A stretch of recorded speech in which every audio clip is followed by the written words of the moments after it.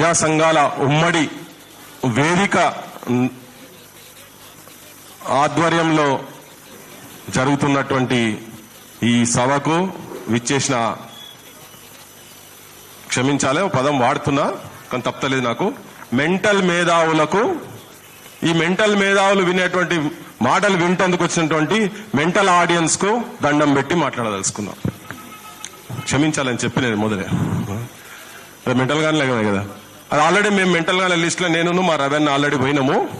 ఇప్పుడు ఇయాటి నుంచి మీరందరూ కూడా అదే కోవలకు చెందుతారు కాబట్టి నేను అక్కడ కూర్చొని మా భోజనం చేస్తుంటే నేను అసలు ఈ మీటింగ్కి ఏదో మాట్లాడదామని వచ్చినా కానీ తప్పలేదు, ఇంకోటి మాట్లాడాల్సి వస్తుంది. సరే మిగతా విషయాలు చాలా మంది మాట్లాడతారు కావచ్చు, కానీ అక్కడ వింటుంటే మా జీవన్ సారు ఒక మాట మాట్లాడుతుండే. అక్కడ భాష ఇద్దరి మధ్యలో, మాలల మధ్యలో, మాదిగల మధ్యలో భాష వికృతంగా, పదం నేను వేరే చెప్పొచ్చు, నాకు సరంగా పదం గుర్తు వస్తలేదు, కానీ అర్థం ఎట్లా అంటే వీళ్ళు తిడుతున్నారు వాళ్ళు తిడుతున్నారు అని అన్నాడు. నేనైతే మరి నేను ఈ మధ్య కాలంలోనైతే ఎప్పుడు నేను మందకృష్ణన్న భాషల మార్పు ఉండి ఒక కులాన్ని దూషించుకుంటూ లేకపోతే వ్యక్తులను దూషించుకుంటూ వినేది నేనే చూడలే, ఉంటే మాత్రం సబ్జెక్టు కరెక్షన్, కానీ నేనైతే చూడలే. అయితే ఇప్పుడు మా ఇద్దరు పంచాయతీ ఓకే, సార్ ఉన్నాడో పోయిండో తెలియదు నాకు, కానీ సార్ కరెక్టే, ఒక సమస్య గురించి, ఒక సమస్య న్యాయమైనటువంటి సమస్య, అందరూ అన్నారు, అందరికీ తెలుసు. నేను కూడా మొట్టమొదటిసారి ఎప్పుడైతే మొన్న మాలలో ఒక సభ జరిపినరో, ఆ జరిపిన తర్వాత వాళ్ళ భాష, వాళ్ళ వ్యవహారము ఇదంతా చూసిన తర్వాత వీళ్ళేమన్నా లాస్ట్ మినిట్ లో వీళ్ళేమన్నా అడ్డుకుంటారేమో అని అనిపించి ఆ సభను చూసిన తర్వాత నాకు పార్లమెంట్ లో తెలంగాణకు సంబంధించినటువంటి బిల్లు పాస్ అయ్యేటప్పుడు ఒక పెప్పర్ స్ప్రే బ్యాచ్ ఉన్నది, ఒకటి pepper spray batch, Lagadapati Rajagopal ఇటువంటిది, ఆ బ్యాచ్ సంతతాయేమో అనిపించింది నాకు అది చూసినాక. వాస్తవంగా చెప్తున్నా నేను, ఇది ఆ బ్యాచ్ ఏమన్నా వచ్చి అడ్డుపడుతున్నది అయిందని. సో అక్కడ ఇదేదో ప్రమాదంగా ఉన్నది అని అనిపించి చలో అన్ని పక్కకు పడేసేయాలి, ఫస్ట్ అన్ని పక్కకు పడేసి మనకున్న అన్ని దిమాక్లకి తీసేసి జమ్మిషెట్ కాడ పెట్టినట్టుగా మొత్తం చేసి చలో మైదానంలో దునుకుదామని అనిపించి మొట్టమొదటి సభకు నేను విమలక్క పోయినాం. పోతే ఇమీడియట్ గా నాకు ఒక మెసేజ్ వచ్చింది, ఒక పెద్ద మనిషి ఇలా రాష్ట్రంలో చాలా గొప్ప వ్యక్తిగా చలామణి అవుతున్నటువంటి, రాష్ట్రంలో ఉన్నటువంటి ఒక 50 లక్షల విద్యార్థుల భవిష్యత్తు మార్చే స్థాయిలో నేనున్నా, ఆ పొజిషన్ నేను పోయినా పనిచేస్తున్నా అనేటువంటి బయట మాట్లాడుతున్నటువంటి ఒక పెద్ద మనిషి ఆకునూరు మురళి, ఆయన పేరు ఆకునూరు మురళి. సార్ వినాలి, జీవన్ సార్ ఎక్కడ ఉంటే మీరు, ఎందుకంటే ఇప్పుడు చాలా గొప్ప గొప్ప మా పదాలు వాడిరు కాబట్టి నేను మెంటల్ మేధావులన్నా ఎందుకన్నా అనేందుకు చెప్తున్నా. నేను ఆకునూరి మురళి అంటే ఆయన ఒక మెసేజ్ పెట్టిండు, అన్న నాగేష్ భాయ్ జర నేను అబద్ధం ఆడితే మళ్ళీ ఎందుకు పర్సన్, నువ్వే చదువుకున్నాను ప్రొఫెసర్, ఆయన ఏం పెట్టిండు ఒక్కసారి జర, ఎందుకంటే జనానికి కూడా తెలియాలి, పుసుకున్న వీడియో తప్పు చదువుతున్నాను నేను అనుకోవచ్చు కదా జనాలు. లేదు నేను చదువు కాదు, అన్ననే చదువుతాడు, ఇక ప్రొఫెసర్ సార్ కదా, ఇది నాకెందుకు పంచాయతీ, నేనేమన్నా తప్పు చెప్తున్నా అనిగిన వాళ్ళు ఉంటే వాళ్ళకు ఒక నిమిషం సమాజానికి తెలియాలి, వీళ్ళు ఏం ముసుగులు ఉన్నారు వీళ్ళు అనేది, ఏం మాట్లాడుతున్నారు వీళ్ళు అసలు ఏందనేది కొంచెం తెలియాల్సిన అవసరం ఉన్నది.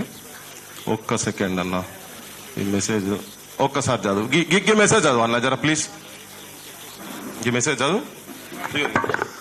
Why Vimalakka and Prithvi are there in Mandakrishna Madiga, a BJP guy?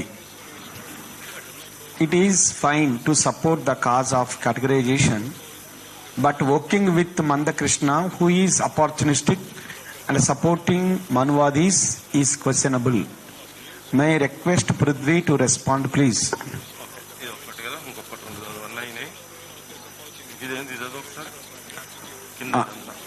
I support categorization and I support to eradicate poverty in Madigas.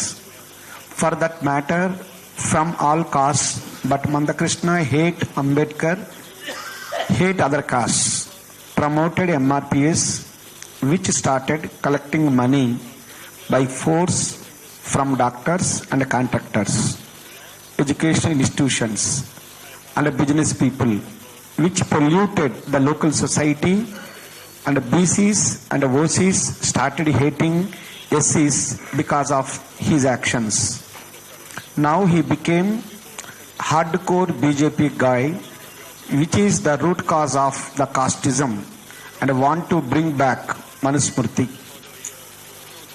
Okay, ఇది విన్నారు కదా, ఇంకా చాలా ఉన్నాయి మెసేజెస్, ఇంకా చాలా ఉన్నాయి. అంటే అందరినీ హేట్ చేసుకుంటా, ఇప్పుడు ఈయన పెద్ద చక్కదైనటువంటి పాపం మంగళారతులు తీస్తే దేవుని చేతులకి అన్ని పైసలు రాలిన పైసలతోనే ఉన్న రాజకీయ పార్టీలు నడుస్తున్నాయేమో మరి.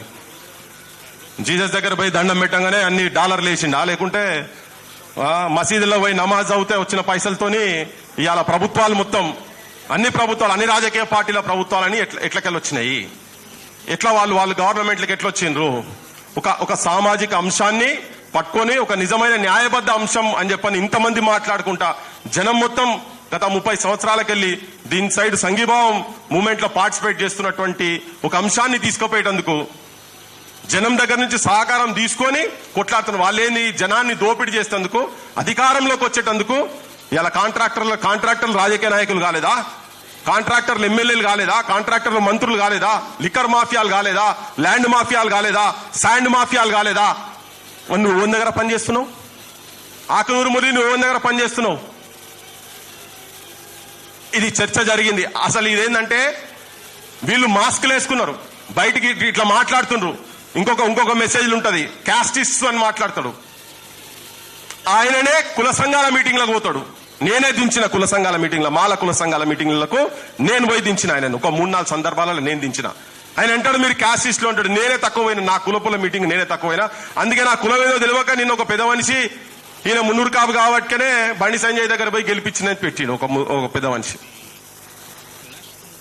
అయితే ఈ ముసుగు వీరులు ఉన్నారు కదా, ఇట్లా మాట్లాడుతున్నారు ఈ గ్రూపులలో. ఆఖరికి ఏంటంటే రిజల్ట్ ఏంటంటే నిన్న పొద్దున ఇక చాలా ఉన్నాయి మెసేజ్లు, కానీ నేను జస్ట్ అది చర్చకు వచ్చినప్పుడు నేను మళ్ళీ చూపిస్తావని. ఈ గ్రూప్ లోకి వెళ్ళి సోషల్ డెమోక్రటిక్ ఫోరం అని చెప్పి మోస్ట్ అన్సోషల్ అన్డెమోక్రటిక్ ఫోరం అనే ఒక సంస్థకు మొన్నటిదాకా కన్వీనర్ ఉండే ఆయనే మాల సామాజిక వర్గానికి. ఇప్పుడు కొత్త కన్వీనర్ వచ్చిండు లక్ష్మీనారాయణ, ప్రొఫెసర్ లక్ష్మీనారాయణ అని. ఆయన కూడా అదే సామాజిక వర్గానికి సంబంధించిన ఆయననే కన్వీనర్ అయిండు. అబ్రప్ట్ గా చర్చ లేకుండా నాతో ఇవన్నీ విషయాలు చర్చ చేద్దామని చెప్పని అని నేను పెడితే అసలు సందర్భంలో మదకృష్ణ వాడు అని సంబోధించినందుకు, ఇప్పుడు మీరు అన్నారు కదా భాష గురించి అన్నారు కదా, వాడు అని సంబోధించినందుకు నేను చిన్న ఘర్షణ పడ్డ వాళ్ళతో. ఎట్లా అంటారు మీరు, ఒక సామాజిక ఉద్యమాన్ని నడుపుతున్నటువంటి వ్యక్తి, నీకు ఆలోచన పరంగా కావచ్చు, వ్యక్తిత్వంలో కావచ్చు, నీకు ఏం విభేదాలున్నా ఉండని, కొన్ని ఒక పబ్లిక్ ప్లాట్ఫామ్ మీద అందరం మేము కొంతమంది ఉన్న దాంట్లో నువ్వు వాడు అని ఎట్లా అంటారు మీరు అని చెప్పని దాని మీద చర్చ తీవ్ర స్థాయికి పోయింది. ఒక ఫిజికల్ మీటింగ్ పెట్టుకుందామని చెప్పని అన్నారు. వీళ్ళంతా చాలా ఎలైట్ గ్రూప్స్ ఉన్నారు. ఈ గ్రూప్ లో కాకి మాధవరావు గారు ఉన్నారు, శాంతా సిన్హా గారు ఉన్నారు, ప్రొఫెసర్ మురళీ మనోహర్ గారు ఉన్నారు, చాలా ఉద్దండులు ఉన్నారు మా అడ్వైజరీ టీంలలో కూడా. సో ఉన్నోళ్ళు కూడా చాలా చదువుకున్నటువంటి వాళ్ళు, మేధావులు అటువంటి వాళ్ళు ఉన్నారు, అందరు ఉన్నారు. సో ఆ చర్చ జరిగింది. దాంట్లో జరిగినాక ఒక ఫిజికల్ మీటింగ్ పెట్టుకొని మాట్లాడదాము అని చెప్పిండ్రు. ఆ ఫిజికల్ మీటింగ్ మళ్ళీ ఎప్పుడు కాలేదు. ఆఖరికి ఏంటంటే ఈ గ్రూప్లకు వెళ్ళి నేను రిజర్వేషన్ ఉద్యమాన్ని, వర్గీకరణ ఉద్యమాన్ని సపోర్ట్ చేస్తున్నా అని అన్నందుకు నన్ను ఇళ్ళకెళ్ళి తీసిపడేశారు, ఈ గ్రూప్లకి వెళ్ళి తీసిపడేశారు. నేను నా జీవితం మొత్తం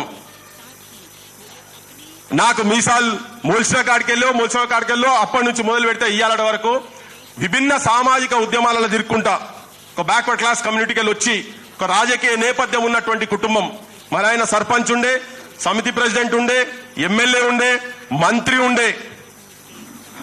నేను తెలంగాణ మొట్టమొదటి విద్యార్థి ఆర్గనైజేషన్ స్టార్ట్ చేసింది కూడా మేమే, కేసీఆర్ విభేదించి స్టార్ట్ చేసిన అటువంటి వాడిని ఒక చిన్న పెన్ స్ట్రోక్ తో తీసి అవతల పడేసారు. ఎంఆర్పిఎస్ ఉద్యమానికి నేను సపోర్ట్ చేస్తున్నాను.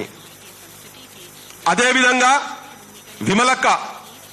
విమలక్కని కూడా క్వశ్చన్ చేసాడు మళ్ళా. ఇక విమలక్క జీవితం నేపథ్యం అందరికీ తెలిసిందే. ఇక్కడ తన 50 సంవత్సరాల సుదీర్ఘ జీవితం, తన 5వ తరగతి 6వ తరగతి ఉన్నప్పుడు పాటలు పాడుకుంటా ప్రజా సమస్యల గురించి తిరిగినటువంటి వాళ్ళ మీద మీరు జీతగాన్లు వండుకుంటూ, అందరిని అంటలేను, ఇగో ఇటువంటి వాళ్ళను ఆడ వండుకుంటూ నౌకర్లు చేసుకుంటూ మా బోటోళ్ళ మీద ఏలెత్తి చూపించి ప్రశ్నలు చేసుకుంటా ఏ స్థాయికి పోయినరు అంటే ఆ సంఘపోళ్ళ దాంట్లో ఒక కో కన్వీనర్, ఆయన పేరు ఎంఎఫ్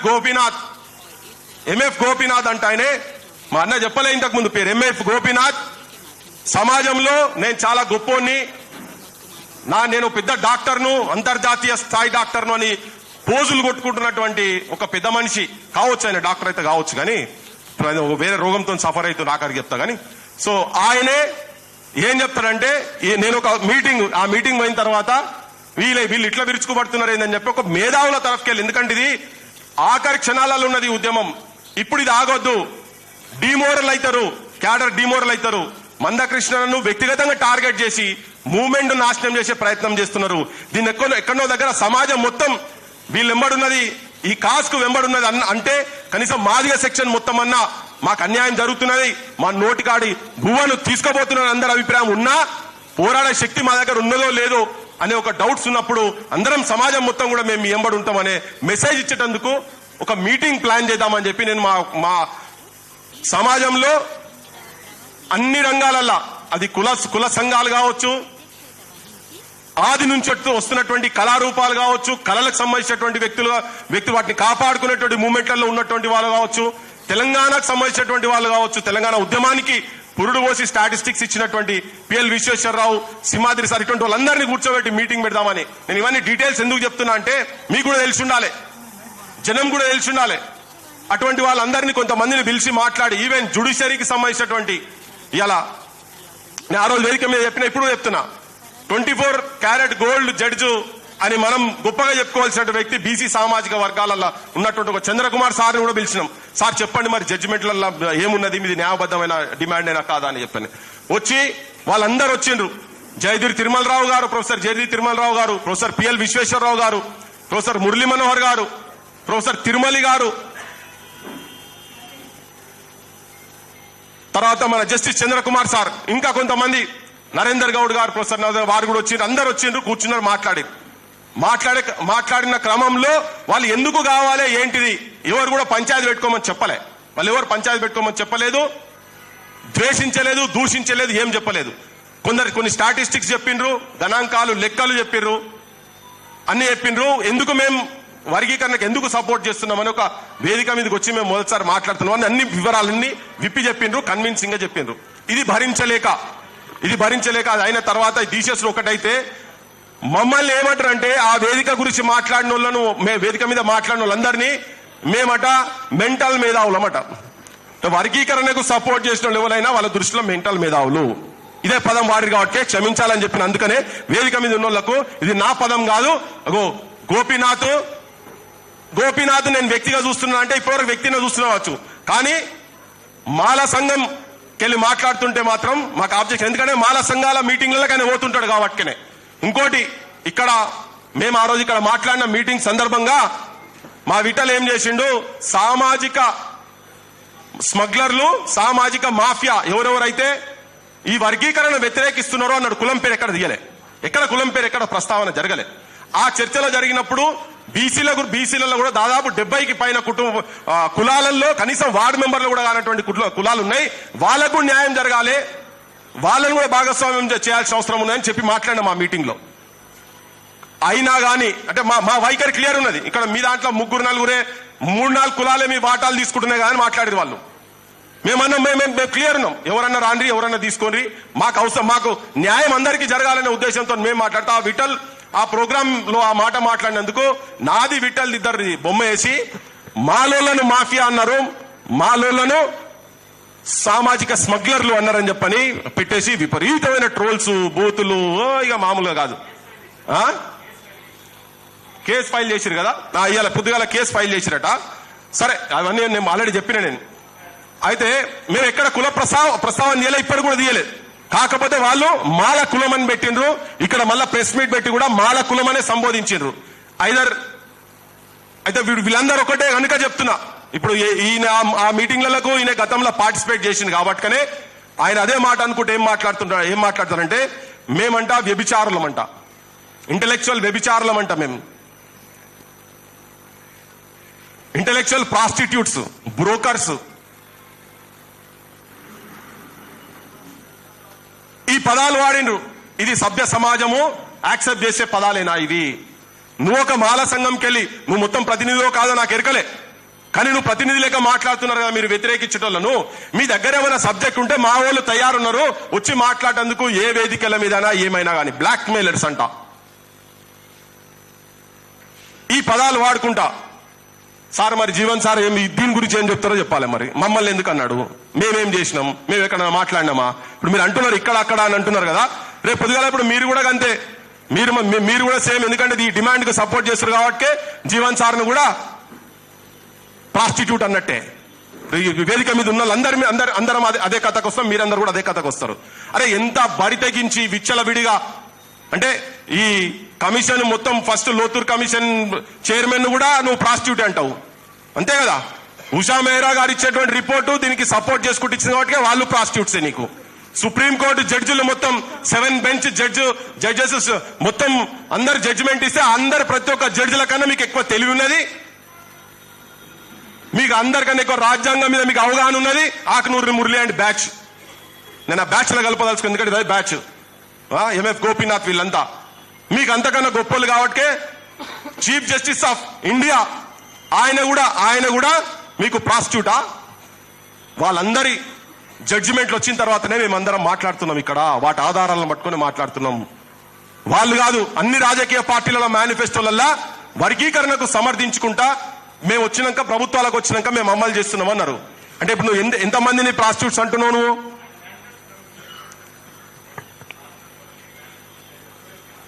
అది ఈ మేనిఫెస్టోలు మాయి. సో అయితే ఎవరెవరిని అంటున్నావు నువ్వు? కాంగ్రెస్ పార్టీ సోనియా గాంధీని ప్రాస్టిట్యూట్ అంటున్నావా నువ్వు? ఎవరు సపోర్ట్ చేసే వాళ్ళే కదా, మరి సపోర్ట్ చేసుకుంటే కాంగ్రెస్ మేనిఫెస్టో పెట్టింది కదా, అది పెట్టినావు కదా. మీ అధ్యక్షుని, కాంగ్రెస్ పార్టీ అధ్యక్షుని కూడా ప్రాస్టిట్యూటే, రాహుల్ గాంధీని ప్రాస్టిట్యూటే అను, ప్రియాంక గాంధీ ప్రాస్టిట్యూటే. మీకు మేం ప్రాస్టిట్యూట్లం అయితే వాళ్ళందరూ కూడా ప్రాస్టిట్యూట్లే. ప్రియాంక గాంధీ కూడా ప్రాస్టిట్యూటే కదా. బీజేపీలో ఉన్నటువంటి వాళ్ళందరూ కూడా అంతేనా? బీజేపీ వాళ్ళు కూడా పెట్టిరు కదా. వీళ్ళైతే మొట్టమొదటి దాంట్లో పెట్టిండ్రు. కార్గే అదే మాట మాట్లాడిండు, రాహుల్ గాంధీ అదే మాట మాట్లాడిండు. ఆఖరికి రేవంత్ రెడ్డి మొన్న అసెంబ్లీలో చెప్పిండు, ఆయన కూడా అదే మెంటల్ మేధావి, లేకుంటే ఆయన మేధావి కదా నాకు ఎరకలే కానీ ఆయన కూడా ప్రాస్టిట్యూట్, బ్రోకరు, స్మగ్లరు ఇవన్నీ పదాలు వాడి ఇట్లా అవమానపరుస్తున్నారు కదా. అంటే ఎందుకు? అసలు చర్చ ఎక్కడ జరగాలి? అసలు చర్చ వర్గీకరణ న్యాయమైన డిమాండా కాదా? ఎట్లా అన్యాయమైన డిమాండో ఇలా న్యాయబద్ధమైన డిమాండ్ అని చెప్పి తీసుకొస్తున్నారు. దీంట్లో ఏమున్నదో నేను చూడలే, కానీ హెడ్ లైన్ చూసి చెప్తున్నా, నీకు అన్యాయం ఎట్లనో నువ్వు తీసుకురా. నువ్వు ఒక 10 మంది ఇదే సామాజిక వర్గాలకు సంబంధించినటువంటి మేధావులను, లేకపోతే నీకు సంబంధించినటువంటి ఎవరో మేధావులు అనుకుంటున్నావో తీసుకురా, కూసబెట్టు, మాట్లాడతామని. ఆ రోజు మా అన్న కూడా ఉండే, వకలాభరణ భయ కూడా ఉండే. ఇప్పుడు తన కూడా అదే కోవలకు చెందిండు. జీవితాంతం బీసీ ఉద్యమాలలో తిరిగి ఆఖరికి ఏదో కమిషన్లో తీసుకొని వచ్చి దాంతోనే న్యాయం చేస్తాంటే తీసి అవతల వరేసి ఇక్కడ కూర్చున్నాడు ఇప్పుడు. కానీ తన కూడా చెప్పిండు, తన కూడా ఎట్లా న్యాయం జరుగుతుందో. అందరి గురించి మాట్లాడి మీకేం అధికారం ఉన్నదని మాట్లాడతారు వాళ్ళు. నేను పొద్దుగాల చెప్పినా, మళ్ళీ ఇప్పుడు చెప్తున్నా, కుక్క బుద్ధి కుండ కాడ తెలుస్తుందట. కుక్క బుద్ధి ఆడ తెలుస్తుంది, కుండ కాడ తెలుస్తుంది. కుండ కాడ పంచాయతీ కరెక్ట్. కుండ మంచిగా వండి ఉన్నది, ఈడ తీసుకునే లోపల అది పట్టుకొని పలగొట్టి పట్టుకొని తినుకుంటూ పోతా అని చెప్పాను. అంటే అది కాదు అని మన సొంటలో మాట్లాడుతుంటే ఇగో మన మీద వాళ్ళు దాడి చేస్తున్నారు. ఇవాళ మాల సమాజం ఏమంటది? ఆ మాటల మీద మాల సమాజం ఏమంటది? మా మీద కంప్లైంట్లు ఇస్తున్నారు కదా, 100 కంప్లైంట్లు ఇచ్చుకోరు. నేనైతే తెలంగాణ ఉద్యమంలో తిరిగే క్రమంలో ఇన్ని రోజులు బతుకుంటాను అనుకోలే, బతుకుంటాను ఎక్స్పెక్ట్ చేయలే. అట్లా చాలా మంది తెలంగాణలో అట్లా అనుకున్నారు. కొంతమంది చచ్చిపోయారు, 1200 మంది బిడ్డలు చచ్చిపోయారు, తెలంగాణ బిడ్డలు చచ్చిపోయారు, 369 మంది కాల్పులలో చచ్చిపోయారు. చాలా మంది ప్రజల గురించి పనిచేసే వాళ్ళు ఎన్కౌంటర్లో చచ్చిపోయారు. అయినా ఎక్కడ కూడా ప్రజల గురించి, ప్రజా సమస్యల గురించి తిరిగేటువంటి మనుషులం కాబట్టి ఈ ప్రాంతంలో, ఈ మట్టిలో ఆ నేచర్ ఉన్నది. మరి వీళ్ళకేం నేచర్ ఉన్నదో నాకు ఎరకలే, వ్యతిరేకిస్తున్న వాళ్ళకి ఏమున్నదో నాకు అయితే ఎరకలే. కానీ ఉన్నది కాబట్టి మీరు 100 కంప్లైంట్ ఇచ్చుకొని ఎన్ని కేసులు పెట్టినా కానీ మేము అవన్నీ ఫేస్ చేసేందుకు ఓ న్యాయబద్ధమైన, ధర్మబద్ధమైన, అన్ని రాజకీయ పార్టీలు ఒప్పుకున్న జడ్జిలు ఎన్ని కమిషన్లు వేసినా అన్ని కమిషన్లు ఇది కరెక్టే అన్నటువంటి ఒక డిమాండ్ కు మేము సపోర్ట్ చేసేందుకు కాదు, భాగస్వామ్యం అయి ఉంది. మీతో పాటు మేము కూడా తన్నులు తింటాం, మీతో పాటు మేము ఏ ఆడికంటే ఆడికి వస్తామని చెప్పని కంఠాబద్ధంగా ఇంతకుముందు చెప్పినాం, ఇప్పుడు కూడా చెప్తున్నాం. ఈ తరుణంలో సమాజం కూడా మొత్తం ఇగో ఇటువంటి మూర్ఖులందామా, దుర్మార్గులందామా, ఎవరిని మేము అవమానం చేసేటట్టు గాని, అవహేళన చేసేటట్టు గాని, అపహాస్యం చేసేటట్టు గాని ఎవరి గురించే మాట్లాడలే ఆ వేదిక మీదికెళ్ళి కూడా. కానీ ఇప్పుడు ఏంటంటే సమాజం నుంచి ఈ వర్గీకరణ డిమాండ్ కు ఇంత సపోర్ట్ దొరుకుతున్నది కనుక ఈ సపోర్ట్ రానియకుండా చేయాలంటే ఏంటంటే వీళ్ళని తిట్టాలి, తిట్టి ఆరుకోసుకోవాలి. రేపటి నుంచి వీళ్ళు ఎవరు రారని వాళ్ళందరికీ మళ్ళా చెప్తున్నా, పొద్దున మీటింగ్ లో ఎప్పుడు చెప్తున్నా, మేము మాకొక సామాజిక నేపథ్యం ఉన్నది. ఇలా బీసీ మేధావులారా, వాడు వీడు ఇక అదైతే ఊత పదం లెక్క వాడిండి ఆయన మొత్తం ఈ ఆకునూరు మురళి గ్యాంగ్. గోపీనాథ్ వీళ్ళందరూ ఉన్నారు కదా, వాళ్ళు ఇష్టం వచ్చినట్టు అరే ఎవరితో దుష్మని పెట్టుకుంటారా, బీసీలను తిడితిరి. ఇగో మా అన్నయ్య ఖమ్మం మీటింగ్ లో ఎవరు ప్రతి ఒక్క కులం ఉంటుంది భయ్, పోతే నీ సమస్య గురించి మాట్లాడితే దాని గురించి చెప్పు. నువ్వు ఆడిపోయిన వాటికి ఆయన నో బ్రాండ్, ఇక రేపు మా నరసనని కూడా అంటారు రెడ్డి బ్రాండ్. నిన్న వచ్చారు, నిన్న అన్ని కులాలకెళ్ళి సంబంధించినటువంటి ప్రాతినిధ్యం వహిస్తున్నటువంటి అందరు వచ్చి కూడా మాట్లాడారు. మా నరసన చెప్పిండు అయ్యో నేను అంత పొల్యూట్ అందరి గురించి వాడినా కానీ అందరి దగ్గర పైసలు తీసుకొని వాడినా, ఒక మందకృష్ణకు మాత్రం నేను ఏం చేయలేదు, నాకైనా నేను సొంత పైసలతో నేనే చేసుకున్నా, అన్ని రికార్డింగ్ చేసుకున్నా, రాసినాను అన్నాడు. ఇట్లా సపోర్టు అన్ని వర్గాలకెళ్ళి సపోర్ట్ వస్తున్నది. ఆగా చెప్పని మమ్మల్ని తిడుతురు బయట, ఒక ఆమెను కూడా తిట్టిర్రు, మా అక్కను కాడ కూర్చొని విమల అక్కను కూడా తిట్టిర్రు. ఒక 2 నిమిషాలలో ఓడగొడతా నేను, 2 నిమిషాలలో ఓడతా. అరే మా కడుపు కాలుతున్నది, ఏం చేయాలి, మాకు సెల్ఫ్ రెస్పెక్ట్ మాట్లాడుతున్నాం.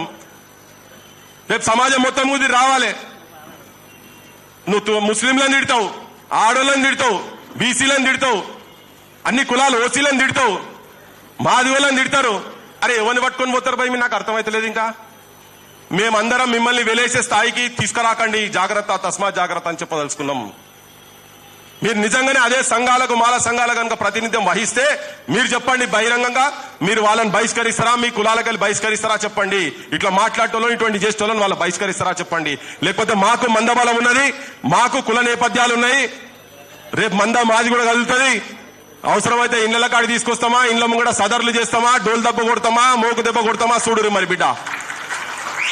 మీరేదో 10 మంది వచ్చి ప్రెస్ మీట్లు పెట్టి ఇష్టం వచ్చినట్టు మాట్లాడు కాదు, మా మంద గట్టి మంద చూడురు. అది కూడా అన్ని కులాలు మావి కూడా మొత్తం కలిస్తే ఆ డప్పులతో పాటు ఇవి కూడా మొత్తం డోల్ దెబ్బలు కూడా మోగినానుకో చెవులు వలుగుతాయి, గువ్వలు వలుగుతాయి, జాగ్రత్త. ఆఖరికి ఇంకొకటి అప్పుడు చెప్పినప్పుడు మళ్ళీ ఒకటి చెప్తున్నా, ఆ చెప్పిన వాళ్ళకు ఈ మేధావులకు ఇగో సార్ వచ్చిండి, ఇక రేపటి నుంచి సార్ కూడా అందులోకి అదే కోవలకు హరగోపాల్ సార్ని కూడా రేపటి నుంచి వాళ్ళ భాషల రేపటి నుంచి మెంటల్ మేధావి, తర్వాత ఎవరు ఇంటెలెక్చువల్ ప్రాస్టిట్యూట్ సార్ మీరు వేదిక మీదకి రావాలని మనవి చేస్తున్నాం, విజ్ఞప్తి చేస్తున్నాం. రేపటి నుంచి సార్ కూడా గంతనే అవసరం అయిపోయింది. ఇక సార్ రండి.